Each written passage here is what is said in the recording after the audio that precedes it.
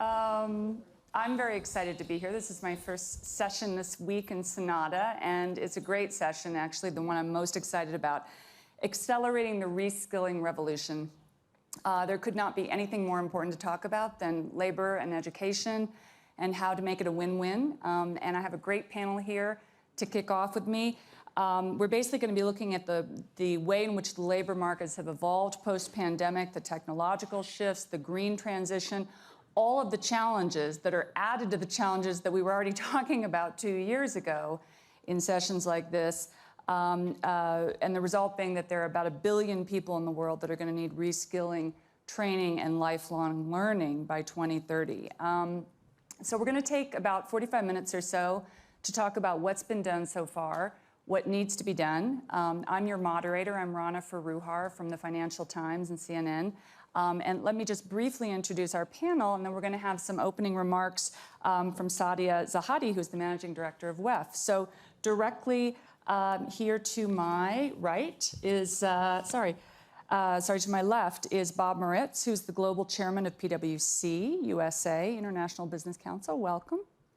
And to his left is Salil Parkesh, the chief executive officer and managing director of Infosys. Welcome. And we have Mariam Jameh, am I pronouncing it correctly? The founder and chief executive officer of I Am the Code from the UK. And we also have directly to her left, Jeff, I'm going to try to get the name right, Maggioncalda? That's good. That's Maggioncalda, okay, woo, I got it. Chief executive officer of Coursera. And finally, at the very end, we have Najia Boudin, who is the Prime Minister of Tunisia. Welcome, Tunisia. Welcome, Minister. So we're going to get started with questions for them in just a minute. But first, I'm going to welcome up Saida, who's off to the left there, to make a few opening comments. Hello, everyone. Welcome to the annual meeting 2022. Thank you for being here. I think our conversation today could not come at a more crucial time. This is one of the most important issues that we're going to be discussing during our time here in the next days. The investment case for education, reskilling, upskilling is so clear. To give one example, in our collaboration with PwC, 6.3 trillion could be added to global GDP through investment in reskilling and upskilling. Another 2.3 trillion possible through investment in education 4.0. Those are just some of the financial returns that countries could have. In addition to that, of course, there are very important social returns and many multipliers. Now, this is familiar to all of you. And so 2 years ago, at the last time that we came together at the annual meeting, we launched the Reskilling Revolution Initiative, a 10-year initiative to reach 1 billion people with better education, better skills, and better economic opportunities. 2 years in, the initiative has reached over 100 million people, but more importantly, started creating the foundations for the systemic change that we need on this issue. And I hope with all of you and with our panelists and key champions for this initiative, we'll be able to double that progress in this coming year. Thank you, Rana. Back over to you. Okay, thanks so much. I also just want to remind everybody that we are live streaming this session. If you want to talk on social media about it, it's #WEF2022. And also, we'll be taking questions. I'll have a pad later on that folks can send questions to. If you're not in the audience, if you are in the audience, there'll be mics running around. So think about what you might want to ask the panel. Bob, I'm going to start with you because you've been involved in this initiative for a really long time. You've also done quite a bit of reskilling and upskilling in your own workforce, which I'm really fascinated by. I guess my question is, talk about priorities. I mean, this is an enormous topic, both at a global level, but also, I would imagine, at a company level, at an institutional level.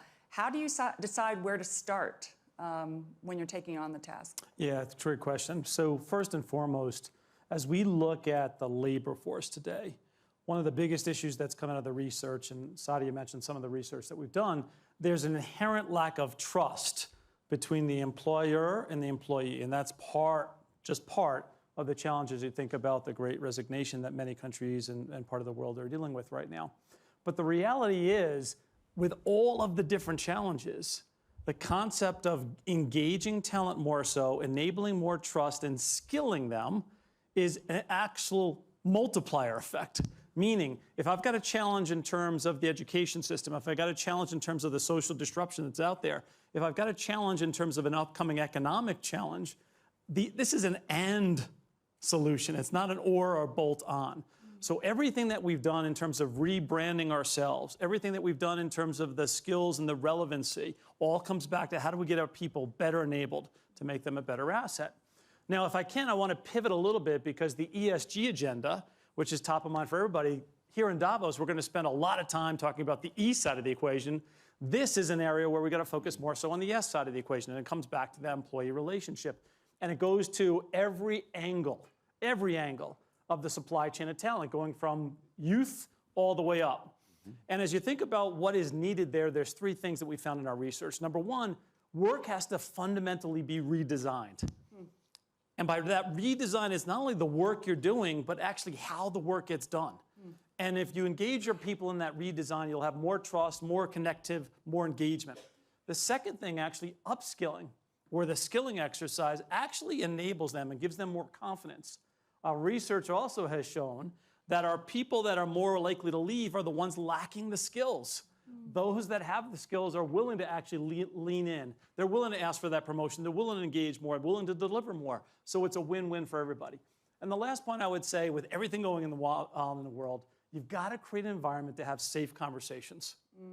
The reality is there's so much happening, and people are taking those social issues into the workplace. And if leadership is not creating an environment for them to actually talk about this stuff, that's another disruption that causes people to actually be frustrated with their job, their work environment, and ultimately move on to something else and hope that it'll be better somewhere else as well. That's a big point. I mean, I almost feel like that's a whole nother area. You probably have a team on that, but we'll come back to that point, though. So, Leo, let me move on to you. You're in tech. We've seen nothing but digital work in the last 2 years with a variety of experiences, right? I mean, you know, I'm very happy about being enabled to work wherever I want to. Some people aren't. Some people don't have access. How do you see the landscape? What's gonna stay with us over the last 2 years? What's gonna change? Yeah, I think tech and digital have really transformed what we've been doing here in the past couple of years. What we see is the skilling approach. What you can do with your skills has changed completely. The duration of skills has reduced. What used to be 10, 15 years is now just 5 years. And tech really enables all of us to reskill at speed. And that's where we see a huge benefit. There's a second benefit where the accessibility is massive. And there we have digital platforms, Coursera being a phenomenal example of that, available in many places which were not previously available. And there, of course, you combine with content. If you have the right content, you can make a huge impact. And the third we see is there's not just digital skills that are critical, but there's also skills which have always been of value, communication or human connect. And there's ways to do both of these. So partial in-person, partial digital. This is becoming the new landscape. And we are seeing tremendous velocity, as Bob was mentioning, in how individuals want to learn. If they learn faster, they can see bigger impact for themselves in what they're doing. It's in digital jobs, but it's in all walks of life. And that's really the impact we see. We see this continuing for some time. Okay, I'm going to ask you to tease out some of the best practices with blending human and digital in just a minute. But Mariam, let me move on to you. You're teaching girls all over the world how to code. You started in the UK, but you're in how many countries now? 70. 70, okay. They're all using the same platform, yeah? Tell us a little bit about how that works and how you got started with this mission. Absolutely. I mean, first of all, I'm extremely honored to be in this room. Again, it shows that we are making progress across the world, because I think for me to sit here today, thanks to the Sadia Zahidi and her team, is because we are talking inclusion. It means that I can represent the voice of the marginalized communities all across the world. So I'm extremely honored. It's always a joy for me to participate on the Reskilling platform and talk about it.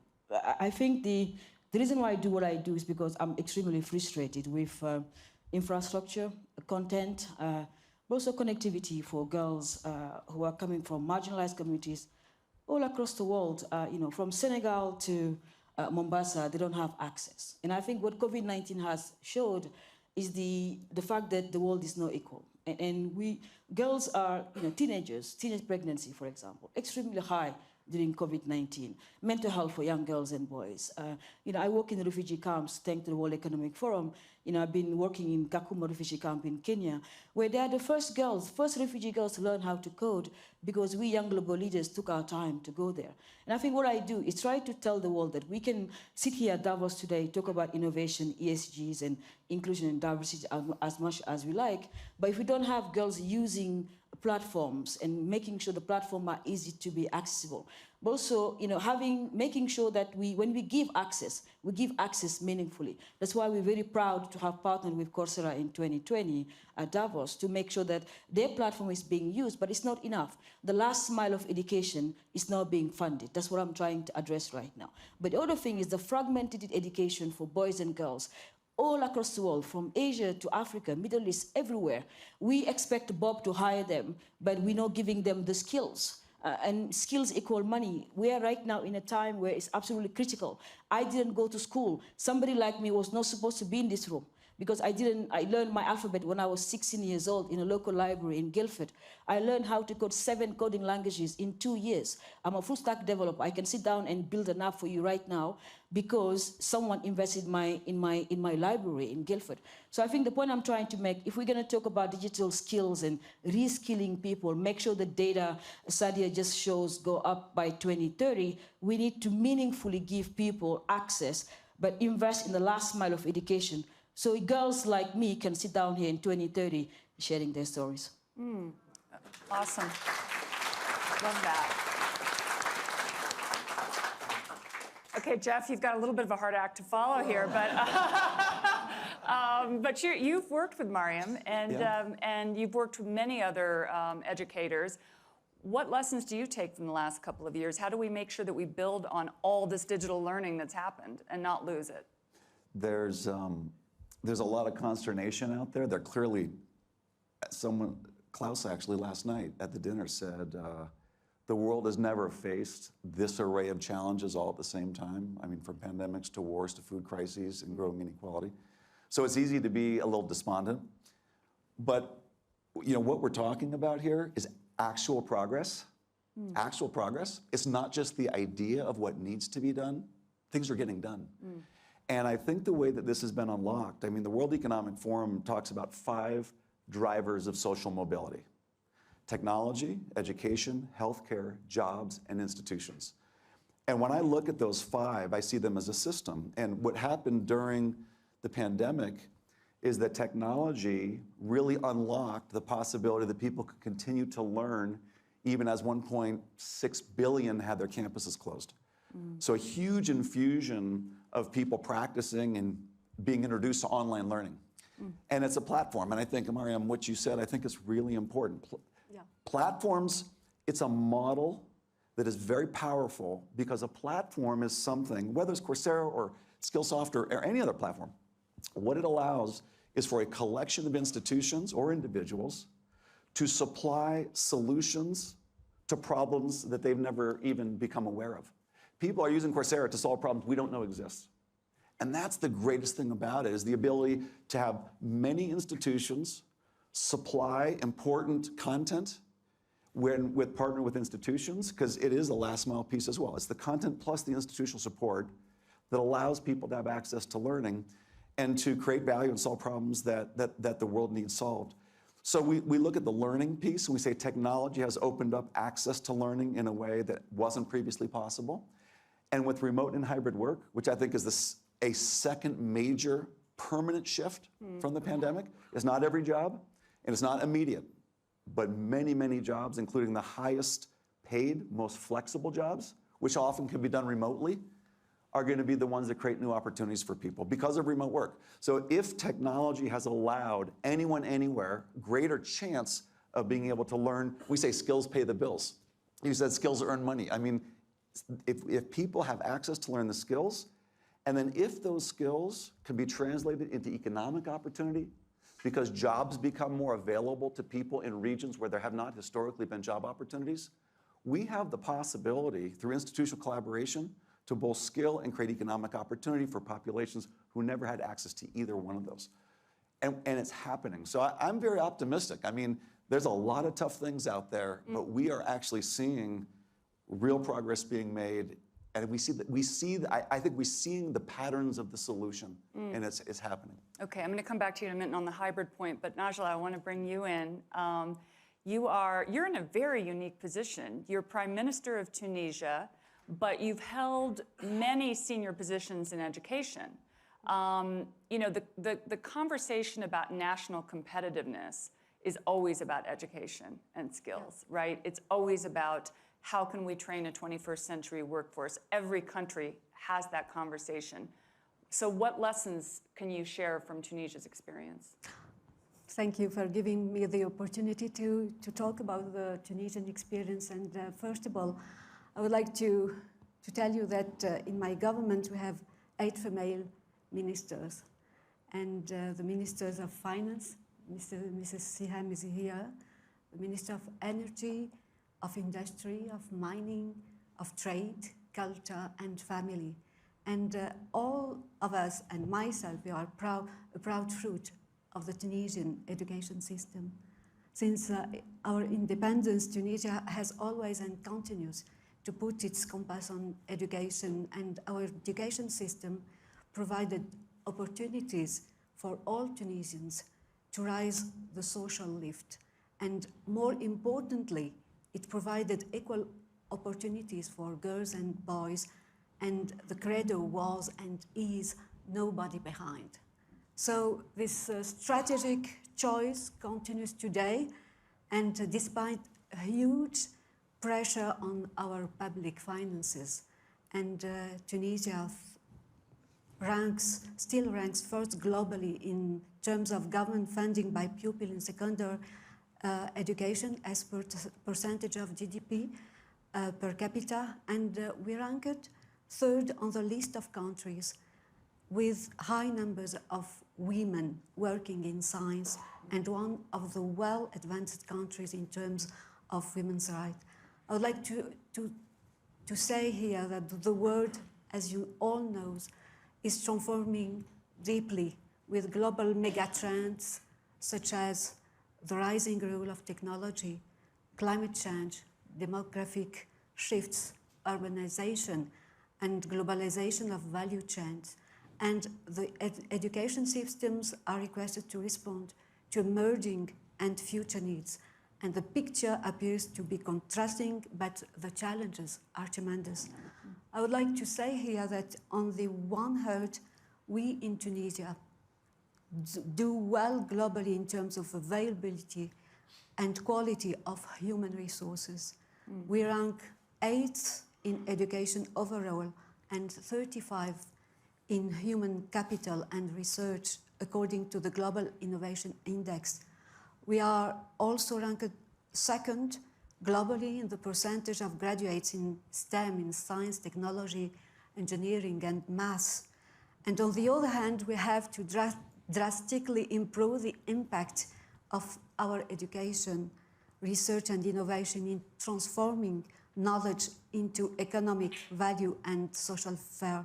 In short, we produce good knowledge, but unfortunately, we absorb little of it. We produce good doctors, engineers, and scientists, but this talent are leaving the country. And the brain drain is taking a very concerning magnitude. 1/3 of our engineers leave the country, open graduation, and the rates are more concerning in areas such as ICT, where entire cohorts of freshly graduates are leaving the country. This is a net loss of the investment and moreover, a big shortfall for the country's need to achieve prosperity for its people. And in our developing countries, not only reskilling is needed, but also retaining the skilled workforce is of critical importance. This is what I would like to say here. Okay, great, thank you. All right, well, that's a good sort of scene setting. Let me come back around and follow up on some of the points that you all have made and kind of connect some of them. Bob, you talked about ESG and skilling being a part of ESG, which is everywhere. I mean, I feel like that is part of almost every conversation that we're having this week in Davos, and certainly everything I'm writing about. Is the skilling part harder than other parts of ESG? And what do employees, what do stakeholders, what do customers expect from you guys in that area? How is it evolving? So I don't think it's any harder. It's just another technical or tactical skill that has to be addressed. So the question comes back to, and I want to go to where Miriam and Jeff went in particular, which is, how do you make sure people have the ability to connect in and avail themselves to those learning opportunities to enable lifelong learning? Number one. Number two, the quality of the education, no matter where it may come from. Education systems at the corporate level or in any other digital format or virtual format has to be of sufficient quality to enable a changed behavior. And that changed behavior then enables then an opportunity from an economic perspective, personal economics as well as otherwise. The third piece that's got to be done here, though, is you've got to continue to ensure that there's entrepreneurship coming out of that. Innovation, new job creation, et cetera. And this goes to Sadia's point in terms of where that economic opportunity is. Yeah.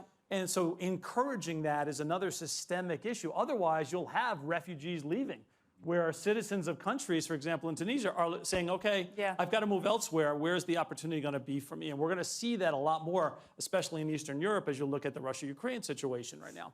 And the last point I would say is, how do you actually empower the youth to not necessarily be just the beneficiaries of this, but actually drive this, own this, and enable this? And as we step back, and Miriam knows this, Jeff knows this, I'm part of an organization called Generation Unlimited, which is under UNICEF and the UN, where we're focused on those four things. And the reason we're focused on that is not to take a great example that Miriam has, but actually figure out how do you scale it. Because to Jeff's point, we're really seeing a tremendous amount of entrepreneurship and innovation and optimism, but it's not fast enough. It's not big enough yet. We got to scale as fast as we possibly can. I'm curious if any of you have seen an idea or are taking part in an idea that is scaling, that you can see. What can we learn? What's the silver thread? I'll happily pick it up here. So one of the things that this organization Gen U is doing is in India right now, that connection point has actually enabled itself to connect to 300 million people.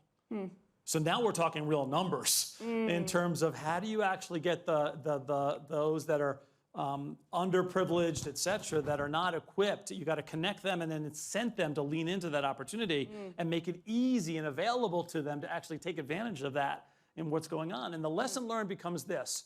It becomes a public-private youth partnership to get everybody aligned to actually get people equipped to avail themselves to it, leveraging it, and benefiting from it. And it's the output that comes from that, not the connectivity, but the output. Miriam, you're nodding. Yeah, I think this week you will hear quite a lot about the shared humanity. You hear that everywhere in rooms. And I think it takes some time, kindness, compassion, and empathy to really think about these people. You have to go to Kakuma refugee camp to realize the camp has been there for 32 years. 258,000 people, will be useless to the United Kingdom, to Germany, to all these countries because they don't have the skills. And the time is so critical for us to change our mindset in the way we give people, but don't give them because we feel sorry for them, because we are giving them because coding, for example, make economic sense. Right now, Google is, for example, hiring people in London. They're paying them $100,000 a year, a 25 years old young man. What I'm trying to do here, I'm building the world's largest pipeline of coders in the world. In 2030, you'll come back to me and say, Lady Mariam, I would like to have 100 Java coders. I will give them to you. But if you don't invest now, 2030, don't ask me for my Java coders because I will not give them to you. And so we need to really start thinking economics and how job creations create work. In Rwanda, they have a Rwanda Coding Academy. And you have young boys who are so smart and girls who are coding. I mean, they're really building the really amazing applications and solutions. But the world don't know about this. And for me to sit here to share these stories, they're real stories. But the refugees, we must include the refugees in everything we do. But they are smart people. They really don't know. They know how to do things. We need to give them the jobs, give them the opportunity, the content, the infrastructure, and the really thing that everyone is struggling right now is connectivity. Yeah. It's not everyone who's got Wi-Fi. Yeah. It's not everyone who can go and connect to the Wi-Fi. So we really need to look into our heart again and think about what can we do to take care of our people? Because as I said to my president, if you don't take care of people, they will take care of you. Jeff, how do you go about getting, across all your platforms, getting the services to people who don't have connectivity? I mean, where do you, who are you working with? Tell us the process. Yeah, a lot of it has to do with institutional collaboration. Just quickly on the speed and scale piece, we have seen extraordinary need arise quickly and pretty amazing scale. In 2020, when the pandemic broke out, UNESCO said in April about 1.6 billion students had their campuses closed. We collaborated with 3,000 universities. In 7 months, 3,000 universities had 3 million students take 30 million courses in 7 months.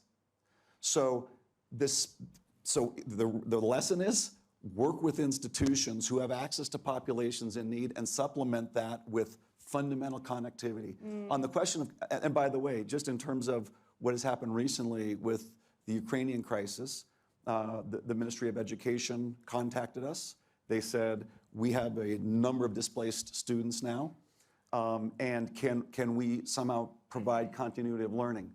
Within 30 days, we were live with 135 universities, and now 10,000 students have logged 30,000 courses in 30 days. So we really are seeing the patterns of incredible speed and scale. And then the final thing I'll just say with respect to connectivity, it is essential. When people ask me, like, what role must governments play in trying to bridge inequality gaps, as with water and electricity and good sanitation, fundamental primary education is critical. For individuals who don't have the basic literacy and numeracy, they're going to be left further and further behind by those that do, because you cannot avail yourself of these types of platforms if you don't have the fundamental knowledge and skills to do it when you're young, kind of K through 12. So I'd say invest in K through 12. And then on the connectivity side, not only is learning opportunity accessible through technology, job opportunities increasingly are accessible through technology. So if you don't have connectivity, you are starving both the access to the skill development and the access to the economic opportunity. That's a problem that governments need to solve, and I think they can do it with telecom providers, zero-based rating, where certain websites, you go to your telecom operators and say, if you want to provide telecom service, mobile service in our country, there's going to be no data fee if our people access these educational-based sites. We see a number of countries doing this, and then the final thing I'll just mention is it's not an either or. We have a number of countries in the Middle East and Latin America, around the world, where there's not continuous access to broadband, but there's intermittent access to broadband. There's not continuous access to power, but there's intermittent access to power. If you can charge a mobile device long enough for it to run for an hour or two, and if you can get to a hotspot where you can download courses, you can work offline pretty much anywhere, go through the courses, do your assessments, and when you get back to a hotspot, you can sync it back up. So you at least provide, and I think Colombia has done an excellent job of this, provide public hotspots where people, hopefully not too far from where people are located, where you can at least have intermittent access to the internet. It does not have to be all the time. And with data plans, it's pretty expensive. Wi-Fi is really valuable. Backbones to public Wi-Fi hotspots is very valuable. In Nigeria, 30% of monthly expected average income is required to buy 2 gigabytes of data. Last time I checked, this was like a couple years ago. It can be very expensive to buy data with lower disposable income, and so I think it's really important to have these public Wi-Fi hotspots. Really interesting. I mean, everything that you all are saying is you're kind of getting at the edges of basically a fundamental reshaping of the educational system, but also it seems like much closer ties between education and business in some ways. So I'm curious, maybe just to get thoughts from the whole group about how you see what has happened over the last 2 years shifting K through 12, shifting whether we are going to continue to see four-year colleges or whether we're going to see more of these sort of 6-in-4 programs where you get an associate's and then you work, or are we going to see just kind of hybrid forever, and what is that going to look like, or credentials? Because Salil, as you pointed out, the skills that you need are changing very quickly. So do we need just a kind of pod of credentials that you add on? Maybe you can start. No, so the points you made are a vast array of changes that are going on.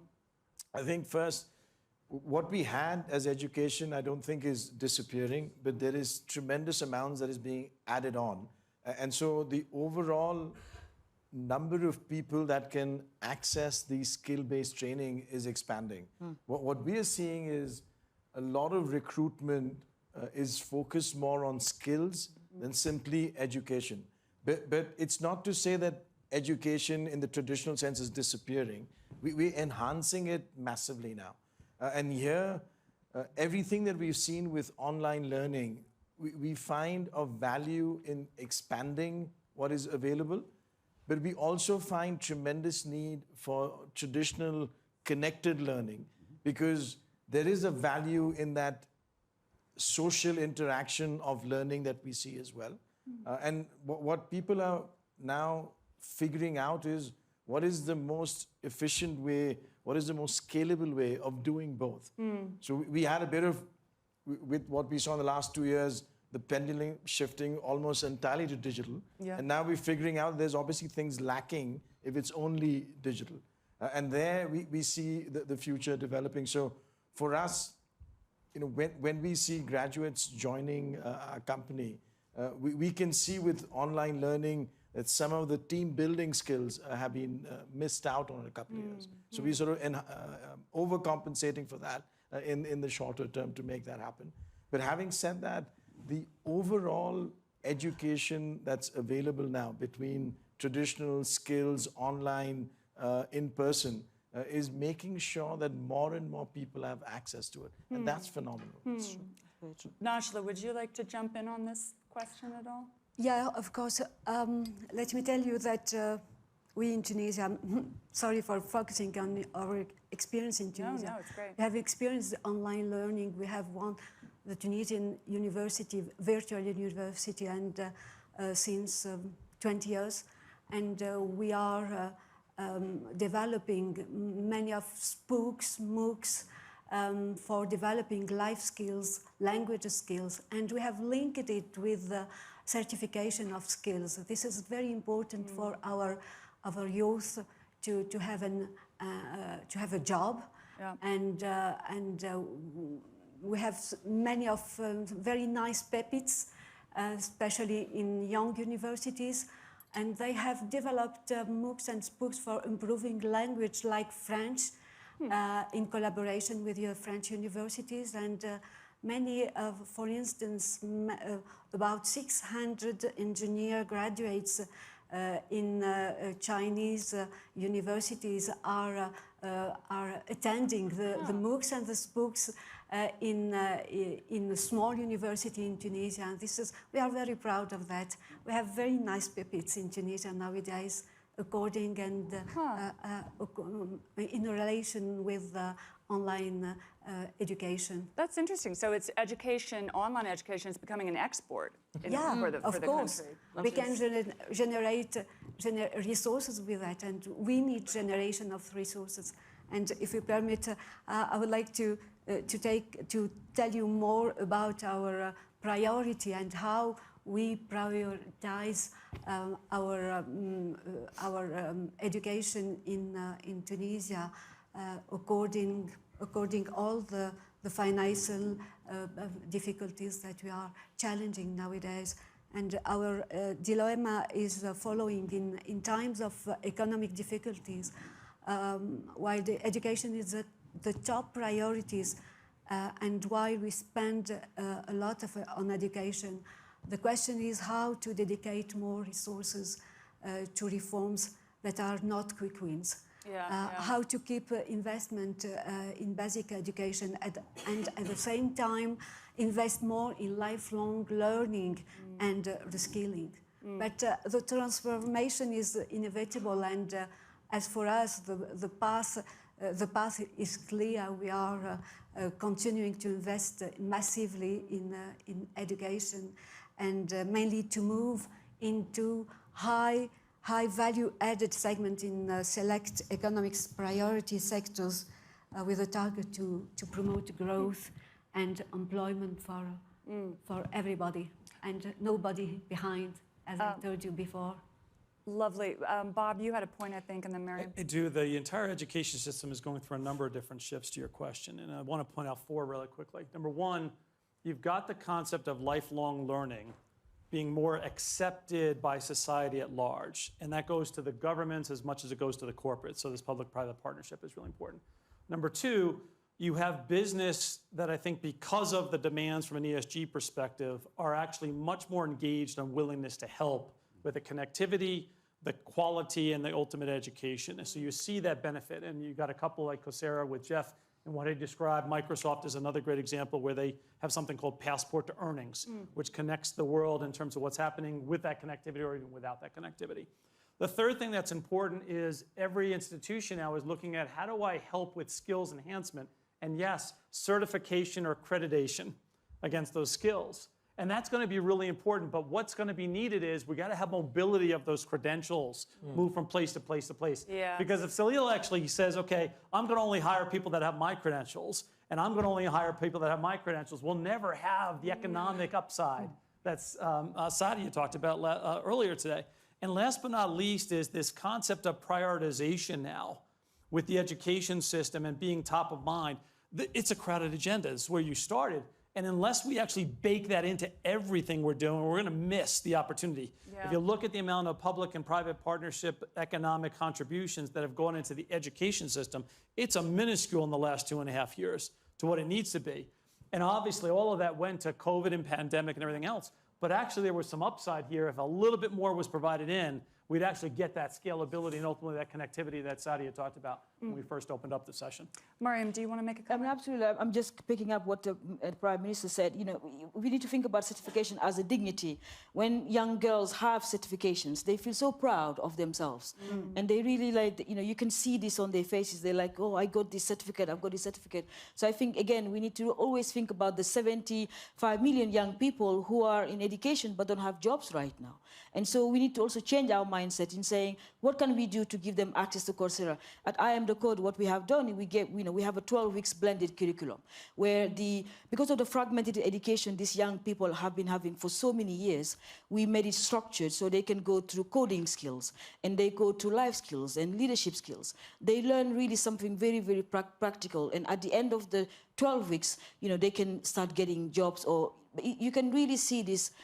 I think what I'm calling on again, our shared humanity, but when we're designing solutions, when we are creating these platforms, we need to think about people at the end. The refugee girls I work with, over 7,000 right now in Kakuma, they are so proud of themselves because they can get certification.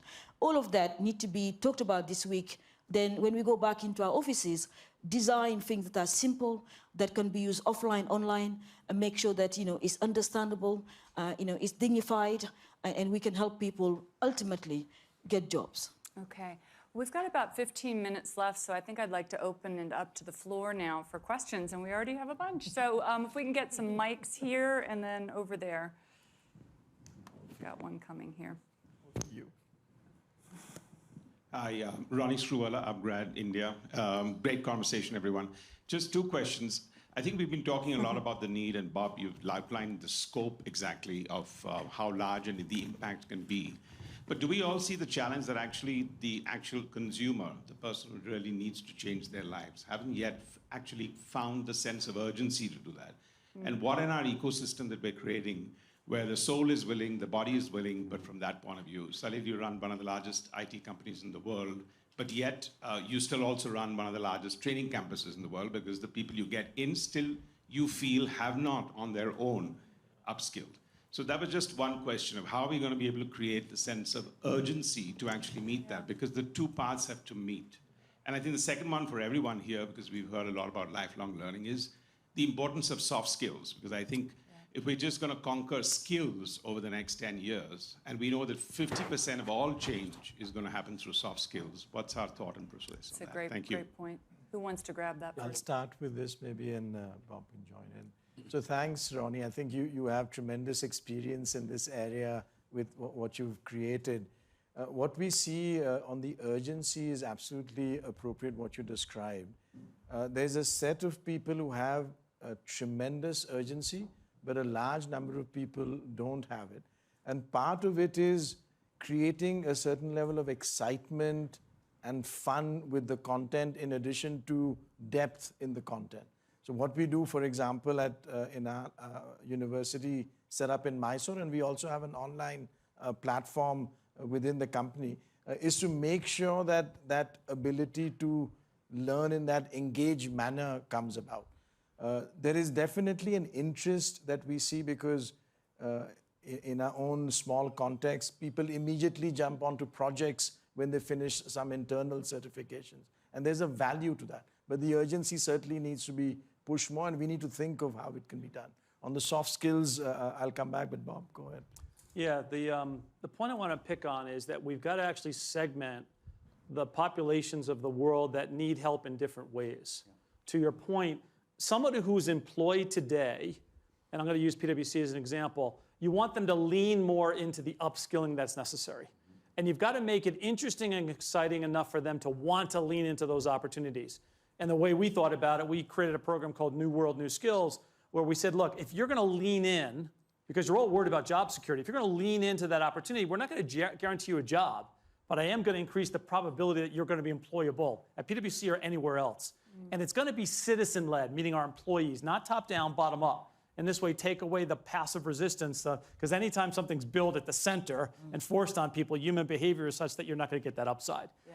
But let's go to the other side of the equation, which you've got to take some of the walls out of the system. So those that are underprivileged in various parts of the world, there may be a family that says, my daughter should be staying home or getting married at a really early age and Kelly doesn't have availability and shouldn't go to school or avail themselves to those online courses. So we've actually got to knock that wall down, which actually doesn't go to the individual. It goes to the surrounding environment that's around them that we got to attack and say, here's the opportunity. So there's a whole cascading of communication that has to happen to create the incentive for people to want to do this on a going forward basis. And to your latter point on soft skills, you have to look at the totality of this, right? There's digital skills, which we've talked a lot about. There's ESG skills that are going to be needed as we transform work going forward. The softer skills are going to enable this to happen.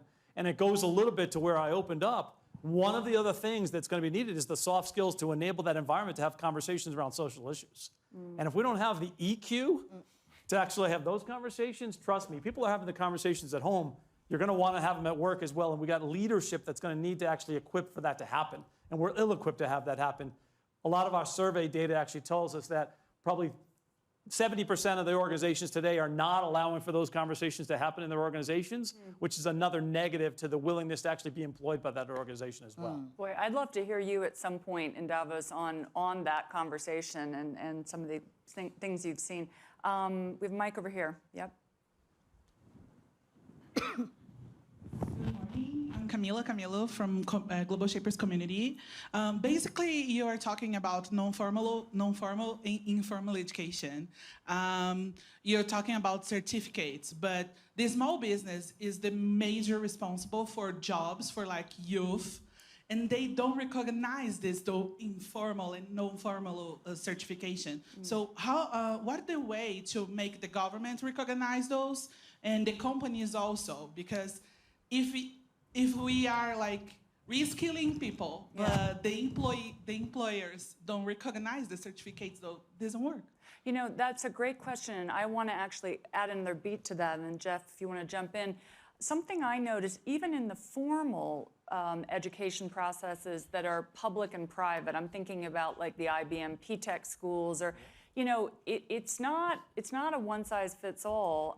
There are a lot of companies doing different things. Sometimes the companies don't know each other's process. So how do we get to a more centralized place while still allowing some flexibility? I think it gets to what Salil was talking about. I'd say traditionally, formal education has been almost the only type of system and credential recognized. So if you have a credential from the formal education system, then you get certain opportunities, and if you don't, then you don't. A lot of people talk about, oh, is the degree dead? Is it micro-credentials? We sort of see a hybrid everything. We have, at Coursera, we work with universities. Interestingly, universities create content, but industry also creates content. Universities consume the content, and also industry consumes the content. We have companies like Infosys, PwC, et cetera, using university content to upskill their employees. At the same time, we have universities. Well, NMIMS University in India is a great example. They offer a BTech, a Bachelor's of Technology. In that curriculum, they have integrated industry content for credit, where when you graduate, you get a BTech degree with honors in data science. And that honors track is actually coming from industry content provided on a platform, like in this case, Coursera. But again, it doesn't have to be Coursera. There are other platforms. So the ability to have hybrid learning online and on campus is here to stay. The ability to have hybrid credentials. Is it a college degree or is it a micro-credential? It's both. You literally graduate with a college degree and a micro-credential, and you actually got credit towards your college degree by doing that industry credential. And then at work, you're upskilling, taking courses from algorithms from Princeton. It is really blending together in I think, a spectacular way. And I think what's going to happen is individuals over the course of their lives will build a portfolio of credentials which will be valued for different reasons. You might have a bachelor's degree that says something about your understanding of liberal arts and sort of human sort of history and what it means to be a human. And you might have a CFA, which is a certified financial analyst, which means you understand certain things about finance and investing. And then you might have a professional certificate from IBM in artificial intelligence.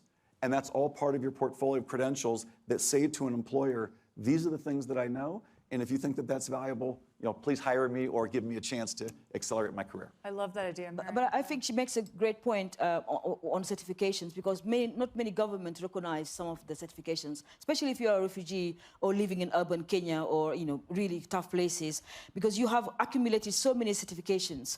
And if you don't show something tangible, you're not going to get jobs. I think also as the policymakers, the Minister of Technology in countries to actually make this a mandatory thing. Like Kenya right now, they've made coding compulsory.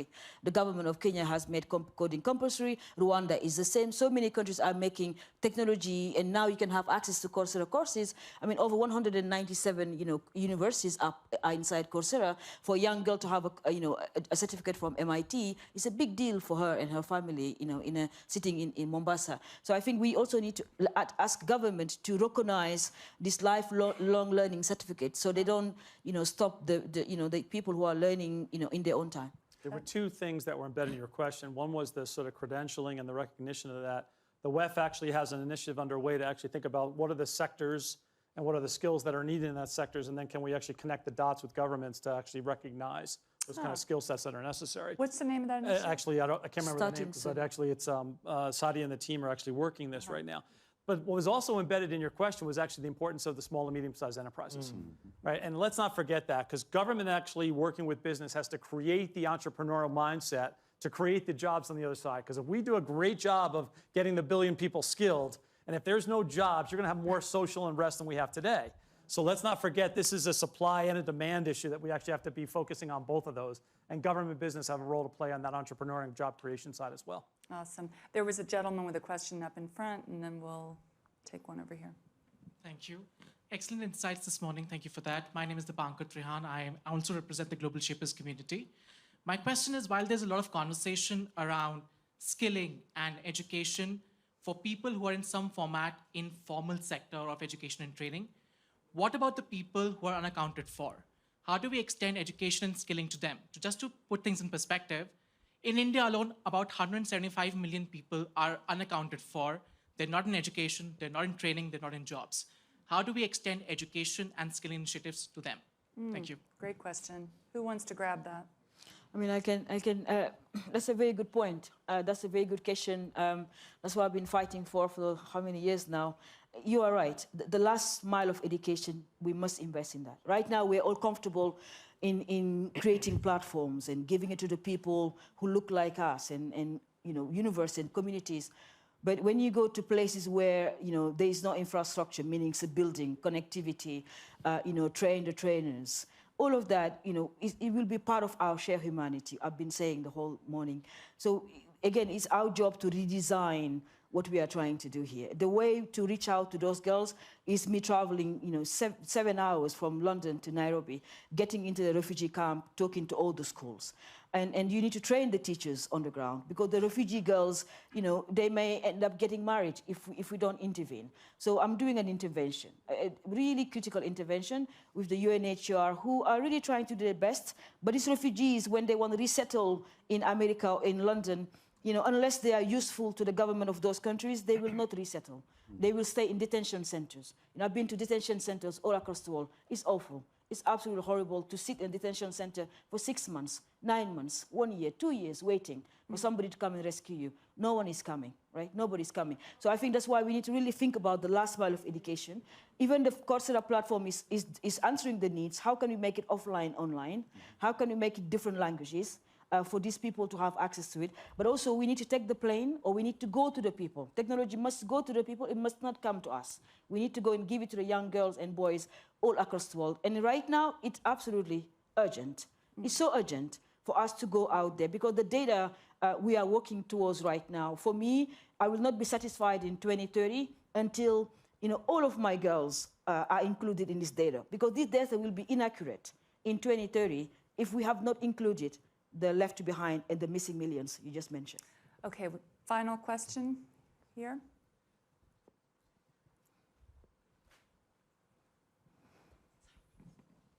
Hi, I'm a global shaper from Japan. My name is Atoka. I'm a founder of a liberal arts summer program in Japan. And so I'm wondering, so in this continuously changing and evolving society, I believe that what we learn today can already be considered outdated in a few years. And so in that case, how do you manage to provide education or education platforms that doesn't just educate the people to be equipped for the now, but to be equipped for the future? Salil, do you have, or Bob, or sorry, Jeff, go ahead. Maybe I'll start off, Jeff, you know, and I think critical point that you mentioned, we clearly see that what was learned in the past, which was with us for, say, 10, 15 years today, the duration is much shorter. So one of the things which I think are important to learn as students and as all through life is really the ability to learn. The thing that's critical is to realize that whatever you learn today is going to change. And that's not something which many students in school, at least when we were in school, was that evident. It was evident that we had to learn what was around us, but not to learn how to learn ongoing. And that's a little bit of a mindset change which needs to come into more school level thinking, because then people are ready to do this. It's a bit of a shock because you suddenly realize when you're in the work environment that literally in 5-7 years you are not at the right skill level, and that's not something that people are used to. So it's almost critical to internalize that you really need to learn how to learn on an ongoing basis. Okay. And I totally agree with that. The other thing I would encourage you to think about is what you might think of as the half-life of certain knowledge and skills. There are certain things that I learned a long time ago when I was in college and high school that haven't changed. You know, physics has changed a bit, but the basics of physics have not changed. The basics of biology have not changed. Mathematics, guess what? Most mathematics is not changing. It's very important to know mathematics and statistics. So I would a lot of liberal arts, understanding what it means to be a human, it's changing a bit because our context is changing, but there are a lot of things that are very durable, and they don't need to change all the time. And I think a lot of traditional systems that maybe aren't so agile should focus on those more durable, transferable skills and complement it with a higher velocity training platform for the tools that change fast, the techniques that change fast, a lot of the ways that people team and technology is changing fast, and complement those two things together. I really think that's also a hybrid kind of answer. There are things that are durable, and there are things that have a very high rate of obsolescence. Try to have different mechanisms to bring those to your students?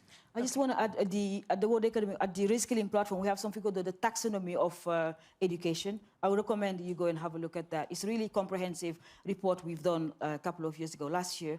It's really fantastic because you can see what's happening today, what's happening in the next couple of years. And we would love to, hear from you as a Shaper community, if you can help us shape this. Because, for me to sit here as a coder, I'm 47 years old, maybe in 2030, it'll be totally different. So please have a look at the taxonomy of the education we have at the Reskilling platform. It's really fantastic. Okay, well, we are at time. I feel like we could have gone on several more hours in this conversation, but my takeaway is in challenge opportunity. I mean, I can already see a lot of brainstorming going on between our panelists and the audience, and within the conversation we've had today. So thanks for sharing. Thank you for being here, and I'm sure we're going to be talking again about reskilling next year at Davos as well. Great.